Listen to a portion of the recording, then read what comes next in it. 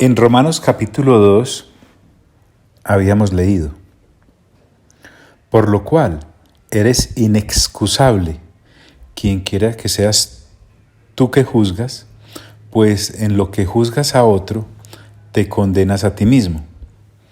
Mas sabemos que el juicio de Dios contra los que practican tales cosas es según verdad. Y piensas esto, oh hombre, tú que juzgas a los que tal hacen y haces lo mismo, que tú escaparás del juicio de Dios. ¿O menosprecias las riquezas de su benignidad, paciencia y longanimidad, ignorando que su benignidad te guía al arrepentimiento? Pero por tu dureza y por tu corazón no arrepentido, atesoras para ti mismo ira, para el día de la ira y de la revelación del justo juicio de Dios. Podemos mirar que Pablo, utilizando este sistema de preguntas y respuestas, amplía tremendamente nuestro entendimiento. Bendita sea la renovación de nuestra mente a través de la lectura juiciosa de la palabra y de la revelación del justo juicio de Dios. Ya dijimos, porque está escrito, este juicio de Dios y este día no tiene vuelta atrás. Ahora, Dios en ese día, ¿qué más va a hacer? Dice el versículo 6, el cual pagará a cada uno conforme a sus obras.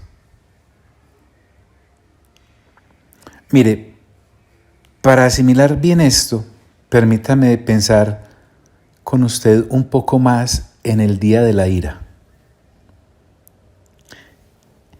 ¿Es posible diferenciar, siendo lo mismo, la ira a la cual hace referencia el capítulo 1 con esta ira que hace referencia al capítulo 2?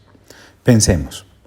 Una es la ira del capítulo 1, que es algo que aún en la actualidad se puede ver y captar humanamente al observar lo creado. Si tienes necesidad de ampliar un poquito más esto, retrocede al capítulo 1 y vuelve a escuchar, por favor. Bástenos con leer el versículo 18 del primer capítulo, que dice: porque la ira de Dios se revela desde el cielo contra toda impiedad e injusticia de los hombres que detienen con injusticia la verdad. Entonces, esa es una ira mirada desde ese punto de vista, y esta, la del capítulo 2, es la misma ira mirada desde este punto de vista del capítulo 2. Es lo mismo pero diferente. Permítame y verá. En el capítulo 2 me está diciendo que la ira a la que hace referencia ocurrirá al final de los tiempos. Entonces uno podría pensar, bueno, una es la ira del capítulo 1 y otra es la ira del capítulo 2. No, es la misma, pero vista desde dos puntos. Aunque podemos diferenciarla, como lo vamos a ver, son dos maneras de ver el mismo hecho. Porque la manifestación de la ira presente, a la que hace referencia el capítulo 1, entre los gentiles que no conocen a Dios, es una anticipación a la ira del juicio final para toda la humanidad, sea la persona gentil o judía. Por eso, cuando Pablo entra a hablar en este versículo 6, el cual pagará cada uno conforme a sus obras, debemos recordar, y vamos a hacer mucho énfasis en esto durante toda la carta, que la salvación no es por obras. Eso es indudable. Pero las obras sí ratifican o constatan la fe que decimos tener. Las obras son importantes a los ojos de Dios. ¿Por qué en este versículo 6 del capítulo 12 nos dice el cual pagará a cada uno conforme a sus obras? ¿Por qué se nos dice eso? Mire que el Salmo 62:12 nos muestra lo importante que son las obras que un ser humano hace. Dice el versículo 12 del capítulo 62 de Salmos: y tuya, oh Señor, es la misericordia, porque tú pagas a cada uno conforme a su obra. Job, en el capítulo 34, versículo 11, hace el énfasis también diciendo: porque Él pagará al hombre según su obra y le retribuirá conforme a su camino. Recuerda, la salvación no es por obras, pero las obras sí ratifican la salvación que tenemos. El cual pagará a cada uno conforme a sus obras. Y hay 2 puntos allí en ese versículo. Y para introducirnos en el versículo 7, que comienza diciendo: vida eterna a los que, ojo, la vida eterna fue sacada a la luz cuando el Señor Jesús vino. Recuerden nuestro versículo estrella, que no solamente dice que hay salvación para el ser humano, sino que también hay vida eterna para el ser humano que en Él cree. El 3:16 de Juan, a eso estoy haciendo referencia. Vida eterna a los que, es que hay seres humanos que en todas las generaciones han esperado y esperan esta vida eterna. ¿Recuerdas que en el capítulo 1 vimos que el ser humano puede razonar y ese razonamiento hay que enfocarlo en lo que realmente a Dios le interesa? Ha habido durante todas las generaciones personas que piensan acerca de la vida eterna. Y ha habido durante todas las generaciones personas que se guardan para esa vida eterna, que es evidentemente al lado de Dios. Así como también hay gente que no espera esa vida eterna, es más, que ni sabe que hay una vida eterna. Por eso cuando Pablo dice: el cual pagará a cada uno conforme a sus obras, vida eterna a los que perseverando en bien hacer, qué interesante, perseverando en bien hacer, buscan gloria y honra e inmortalidad. Qué franja tan interesante de seres humanos. Mira que son activos en esto de buscar la vida eterna a los que perseverando en el bien hacer. Perseverar acá es constancia. Perseverar es paciencia continua. Perseverar también me habla de estar sujeto a una esperanza, porque algo viene. William Greathouse dice acerca de esto, miren qué pensamiento tan conciso: es mirar más allá del momento presente, para ver el significado cabal del momento presente y en particular de las cosas que los humanos hacen al presente, no en ellos mismos, sino en el futuro. En paisa, si tengo puestos los ojos en la eternidad, cada momento temporal lo voy a vivir enfocado en esa eternidad. ¿Pero en qué persevera esta gente? En bien hacer. ¿Qué es el bien hacer? Para que no nos imaginemos cualquier cosa. Es actuar conforme a lo que Dios en las Escrituras dice. Es contemplar el presente y el futuro de una manera bíblica. No es sentarme a disertar en una reunión de compadres, cada uno a decir y a lucubrar sobre lo que piensa cada uno. No.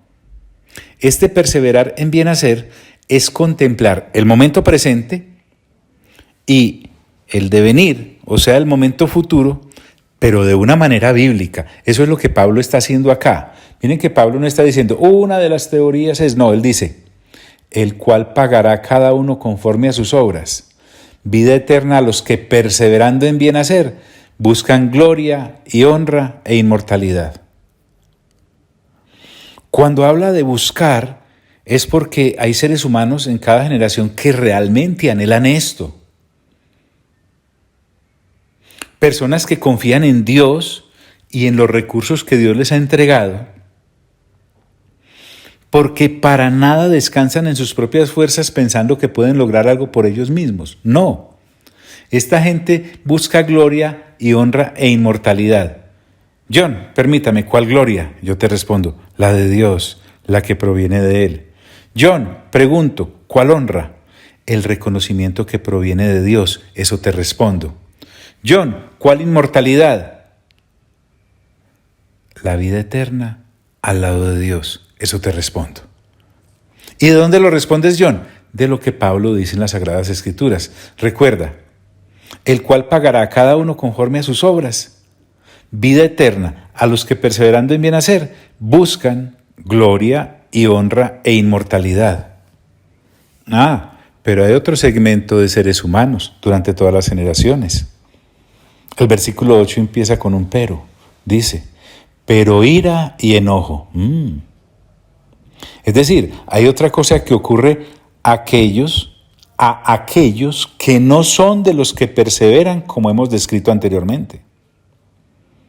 Hay gente que no está perseverando en buscar gloria, honra e inmortalidad. Lo que Pablo llama bien hacer. No, hay otra clase de gente. Para esa gente que no busca inmortalidad, honra y gloria, para esos hay ira y enojo. Sí, hay otra cosa que ocurre a aquellos que no son de los que perseveran en el bien hacer. ¿Cuál ira? Me preguntará alguien. Van a recoger ira de Dios. ¿Cuál enojo? Van a recoger enojo de parte de Dios.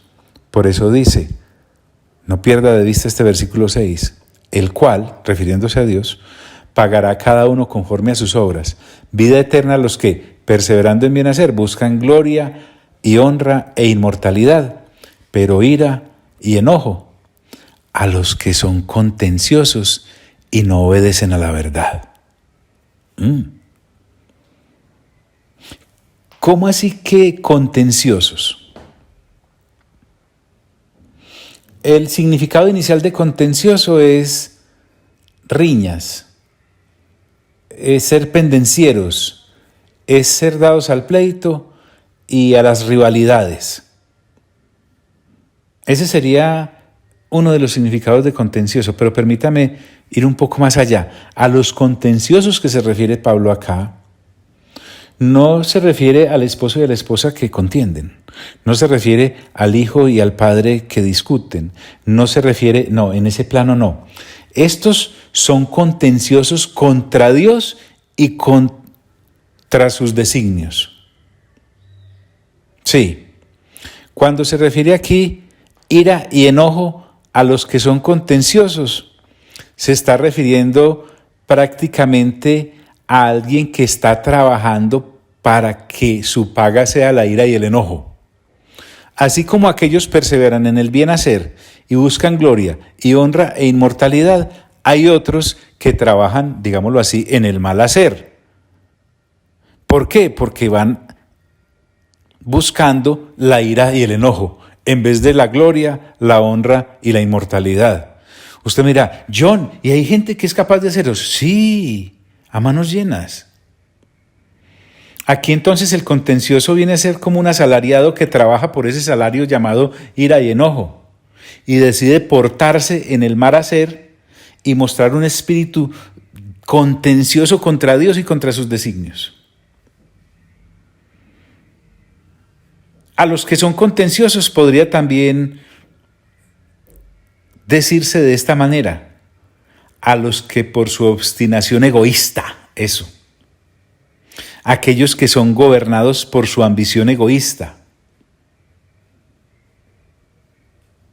Bruce, un pensador, dice, son aquellos que no tienen meta alguna más allá que sus propios intereses.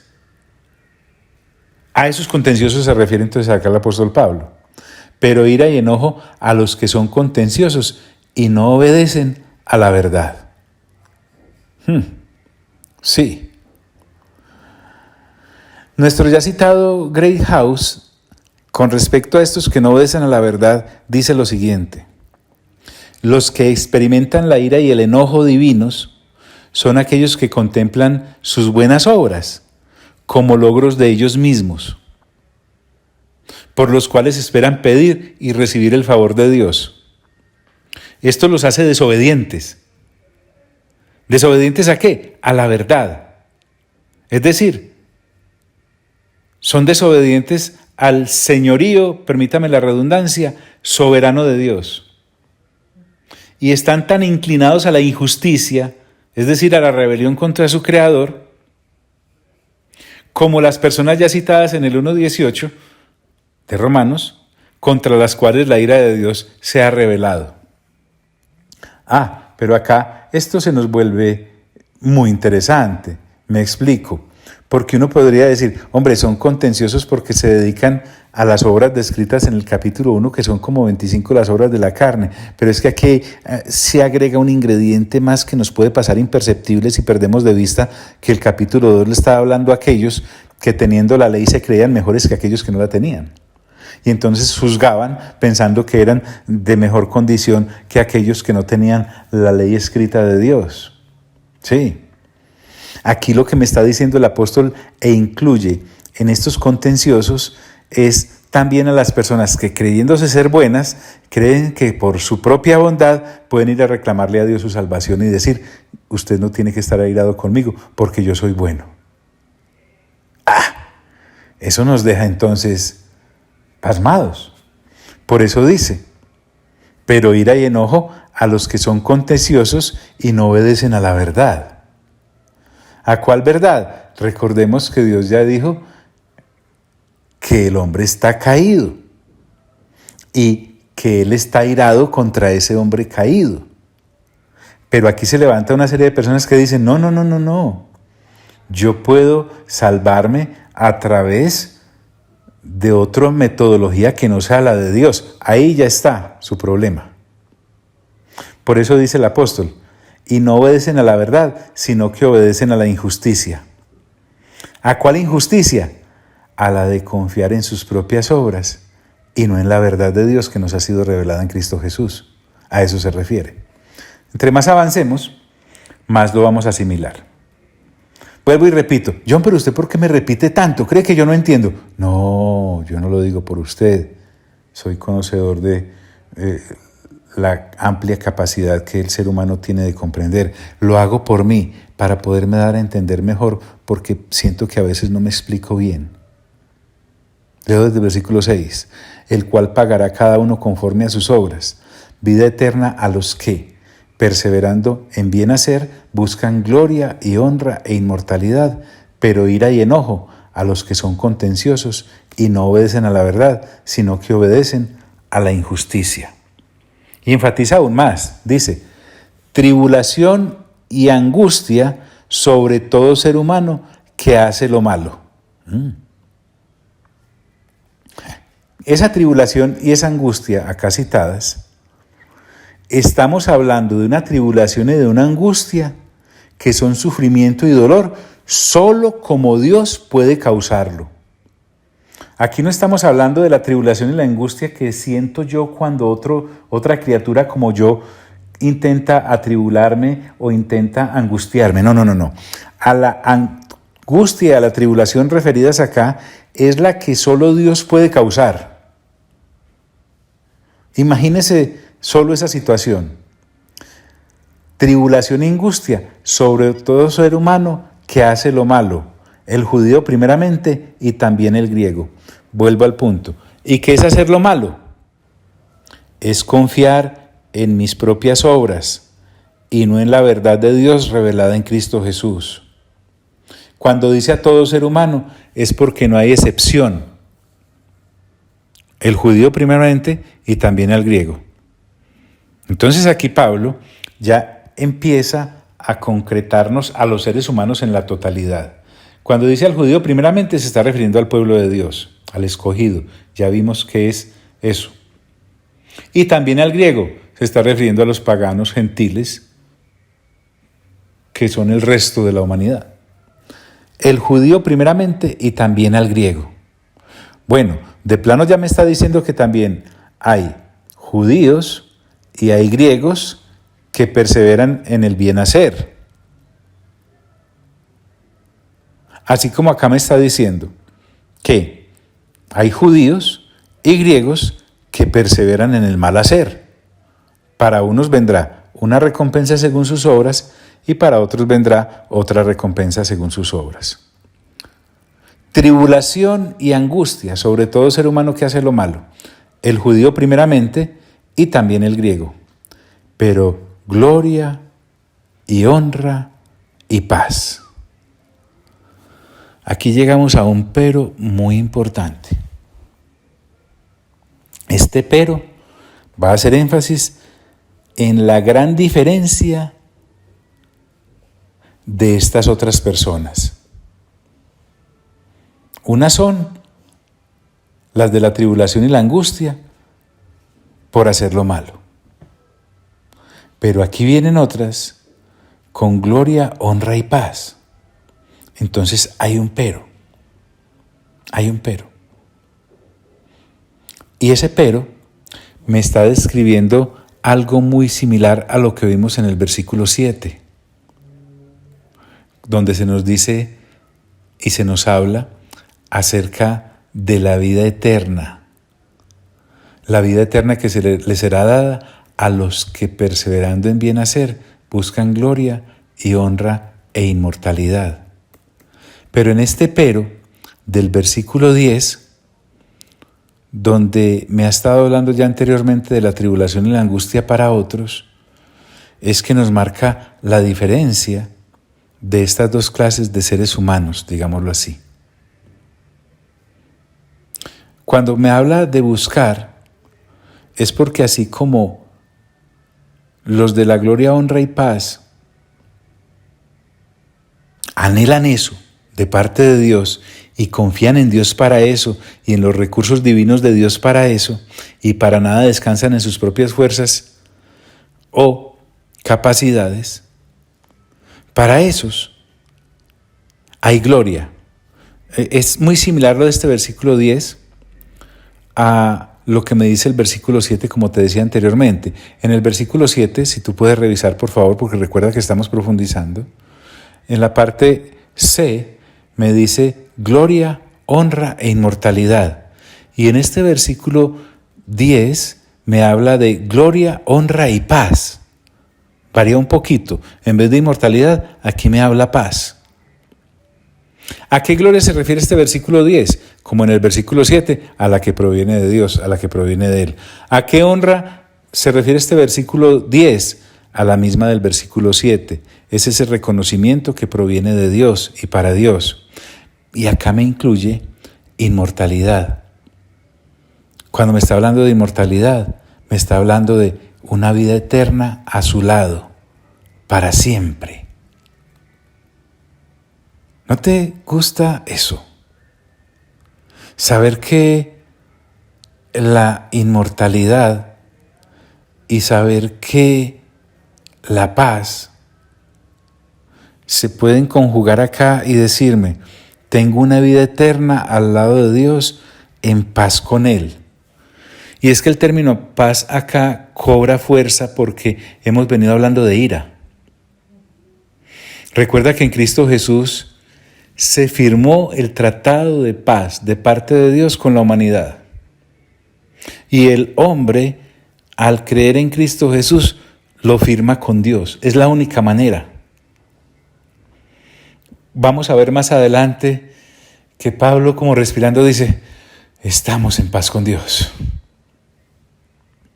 Recuerda que la humanidad estaba bajo la ira de Dios. En Cristo Jesús ya no. Pero para eso hay que tomar bando. Bueno, pero permítame avanzar. En el versículo 10 encontramos, pero gloria, honra y paz. ¿Cuál gloria? La de Dios. ¿Cuál honra? La de Dios. ¿Cuál paz? La de Dios. Pero gloria y honra y paz a todo el que hace lo bueno, sin excepción. ¿Y qué es hacer lo bueno, John? Yo mismo me lo pregunto a veces. Y entonces recuerdo que es hacer las cosas a la manera de Dios. ¿Y qué es hacer lo malo, John? Es hacer las cosas a la manera de los hombres. ¿Te das cuenta que ya no nos limitamos a pensar que hacer lo malo es solamente ir por las 25 autopistas de las obras de la carne que vimos en el capítulo 1? También es hacer cosas buenas, pero a mi manera. Resulta que aquí, hacer lo bueno es hacer las cosas a la manera de Dios. Toditicas todas. Y enfatiza al judío primeramente y también al griego. al judío, pues su pueblo escogido, y al griego, a los paganos gentiles. Y Pablo coloca otro mojón muy interesante. El versículo 11 dice, porque no hay acepción de personas para con Dios. ¿Por qué es que está ocurriendo todo lo que llevamos hasta acá en el capítulo 2? Aquí está la razón. La razón es que no hay distinción entre judíos y griegos. Sea para lo uno, es decir, la recompensa que hay para los que están en el bien hacer, o sea para lo otro, la recompensa que están perseverando y buscando a aquellos que están en el mal hacer. Johnny, ¿qué es el bien hacer? Seamos bien simplistas, hacer las cosas a la manera de Dios. John, ¿y qué es el mal hacer? Hacer las cosas a la manera nuestra. Porque no hay acepción de personas para con Dios. Sencillo, para Dios todos somos iguales. Yo ya lo avisaba desde Deuteronomio, cuando en el capítulo 10, versículo 17 dice, porque Jehová vuestro Dios es Dios de dioses y Señor de señores, Dios grande, poderoso y temible, que no hace acepción de personas. O en Hechos 10, del 34 al 35, entonces Pedro abriendo la boca dijo, en verdad comprendo que Dios no hace acepción de personas, sino en que en toda nación se agrada del que teme y hace justicia. Y recuerdan que allí en la casa de Cornelio, siendo ellos gentiles, también se derramó el Espíritu Santo y su presencia. Bien, a eso se refiere.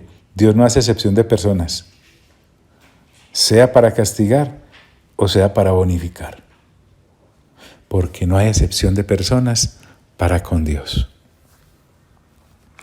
Entonces Pablo, que ha estado colocando fundamentos uno detrás de otro, y nos va a llevar así hasta el capítulo 3, versículo 20 más o menos, para que seamos gentiles o sean judíos, podamos entender que todos estábamos destituidos de la gloria de Dios y de su presencia, y ese airarse de Dios estaba contra todos nosotros. Sigue colocando fundamentos para llegar allá. Pues usted y yo podemos avanzarnos un poquito en el asunto. ¿Por qué? Pues porque ya nosotros estamos pasando por segunda lectura juntos y juiciosos en esta carta a los romanos. Ya llevamos años de estar renovando entendimiento y entonces el Espíritu Santo nos ha abierto allá la cesera espiritual y hemos podido empezar a ver las cosas desde el punto de vista de Dios y bíblico. Ya nuestro afán realmente es interesarnos en el pensamiento de Dios para que sea el nuestro y no al revés. Por eso Pablo dice en el versículo 12 de este capítulo 2, porque todos los que sin ley han pecado, sin ley también perecerán, y todos los que bajo la ley han pecado, por la ley serán juzgados. Pablo ha demostrado que los judíos y los gentiles son iguales delante de Dios en cuanto a su juicio y a su ira. La diferencia es más que étnica. La diferencia a la que Pablo va a entrar ahora a darnos luz es también de revelación. O sea, aquí no se trata tanto de ser judío o gentil. Aquí se trata más es de en qué punto la revelación de Dios ha tocado al ser humano. Porque es que Dios a los judíos a través de Moisés les dio el honor de tener la ley. Pero también por esa ley les dio la revelación de saber por qué eran culpables. Entonces, ¿qué hacemos con el gentil que no goza del privilegio de tener la ley que a Moisés le fue entregada para los judíos? Vamos a ver que al gentil sin esa ley escrita entregada por Moisés a los judíos, Dios le ha dado una revelación general a través de la naturaleza. Todo lo cual se nos explicó bien en el capítulo 1. Por eso, entonces, el gentil tampoco tiene excusa para decir que no es culpable y que no está bajo la ira de Dios. Pablo lo que nos ha explicado y nos ha llevado de la mano, si la persona es judía, es, mire, por esa ley que les fue entregada, y recordemos que Pablo es judío, por esa ley que les fue entregada, ustedes se pueden dar cuenta de que son culpables. Entonces no faltará el gentil vivo que diga, pero como yo no tengo ley, ¿cómo iba a saber eso? Ya no tiene ninguna excusa. ¿Por qué? Porque todo lo del capítulo 1 me muestra que el gentil, aún sin ley, tiene que saber que es culpable. Yo no entendí. Tal vez no es que no entiendas, es mejor darle una repasadita a lo del capítulo 1 y verás cómo queda bien clarito, te lo suplico. Entonces, porque todos los que sin ley han pecado. Ese por qué me recuerda que es de acuerdo con lo anterior. Y de acuerdo con lo anterior, vimos y vamos a seguir viendo que Dios no hace excepción de personas. Por eso me dice que todos los que sin ley han pecado, es refiriéndose a los gentiles, que no teníamos acceso a la ley de Moisés, sin ley también perecerán, sin la ley de Moisés. Y cuando dice, sin ley también perecerán, me está hablando de justicia. Vamos a ser justamente castigados. Claro que sí. Porque es que por el hecho de no tener la ley escrita de Moisés, no significa que no supiésemos que éramos culpables. Y agrega Pablo, y todos los que bajo la ley en pecado, o sea los judíos, por la ley serán juzgados. Y aquí digamos, Pablo nos deja a la par a los dos pueblos en cuanto al juicio y al castigo. Al judío le ha dicho, el honor de poseer la ley no te exime de la culpa. Y al gentil le ha dicho, la ausencia de ley escrita por Moisés para ti tampoco te sirve a ti como excusa. Gentil, tú también eres culpable. Bueno, amado Padre Celestial, a ti sea toda la gloria. Amado Señor Jesús, a ti sea toda la honra. Y amado Espíritu Santo, a ti sea todo el honor. Y les suplicamos a los tres que nos sigan dando entendimiento para poder perseverar en la lectura juiciosa de la palabra y continuar renovando nuestra mente para pensar como ustedes piensan. Porque en últimas, de eso se trata. Hacer las cosas como a ustedes tres les agrada, no como a nosotros nos parece. Amén, amén y amén.